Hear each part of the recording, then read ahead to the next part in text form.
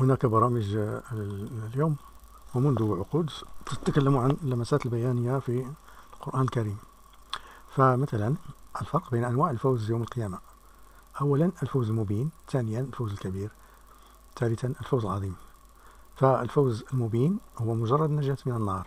قال الله تعالى: من يصرف عنه يومئذ فقد رحمه وذلك الفوز المبين. الأنعام 16.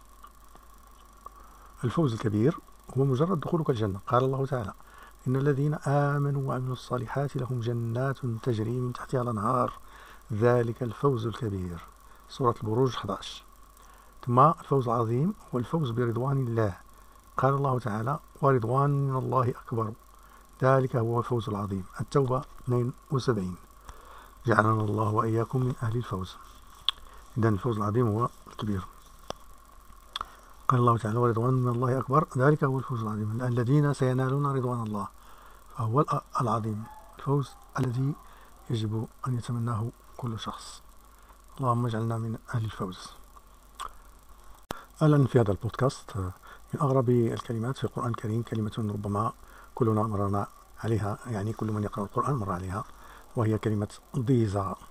وربما حتى فصحاء العرب لم يستعملوها كثيرا، ولا ربما استعملت فقط في القرآن الكريم في كتاب الله، وهي في سياق الكلام وفي القرآن، يعني قيلت من طرف الذين قالوا بأن الله له أبناء إناث، فرد الله: لكم الذكر وله الأنثى تلك قسمة ضيزى، توجد في سورة من سور القرآن، بمعنى قسمة ظالمة جائرة.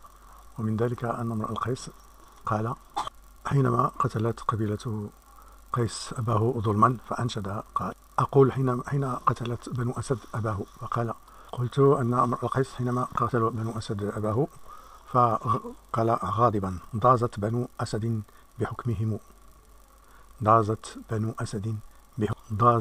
أسد بحكمهم إذ يعدلون الرأس بالذنب. فربما أكثركم ومنكم من يعلم كلمات أخرى تشبه هذه في القرآن الكريم تظهر غريبة المعنى، فبقراءة القرآن تنكشف مثل هذه المسائل اللغوية الجميلة. بعد تحية سنقوم بشرح بعض مسائل والفروق التي بينها بعض المصطلحات. والفرق بين الذنب والسيئة. الإجابة: الذنب هو ما تضر به نفسك ويكون في حق من حقوق الله مثل الصلاة والصوم والزكاة والحج وأي شيء بينك وبين الله، وهذه يغفرها ربنا عندما تستغفره وتتوب إليه ولا ترجع للذنب مرة أخرى. قل يا عبادي الذين أسرفوا على أنفسهم لا تقنطوا من رحمة الله إن الله يغفر الذنوب جميعا إنه هو الغفور الرحيم. أما السيئة فهي ترتكبها في حق أي مخلوق، وتشمل كل المخلوقات: إنسان، حيوان، جماد، نبات، هواء إلى آخره، مثل الغيبة، النميمة، الاعتداء، السرقة، التلويث إلى آخره، وأي شيء تضر به غيرك مما يلزمك فيه رد المظلمة أو تعتذر أو يسامحك.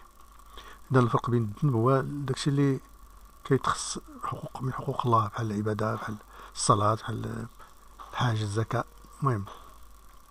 أما السيئة فكيقترفها الإنسان إلى تعدى على شي مخلوق أو شي حاجة، حتى الطريق مثلا، المهم حيث كتعدى على المخلوق، طريق المخلوقات اللي كيدوزو فيها، مثلا مثل الغيبة، النميمة، ولا الاعتداء، ولا السرقة، التلويث، يعني أي شيء يسبب الضرر للمخلوقات التي تعيش معها وتصادفها.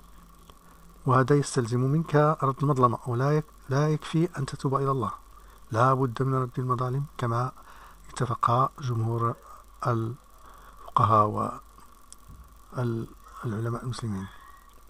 هكذا.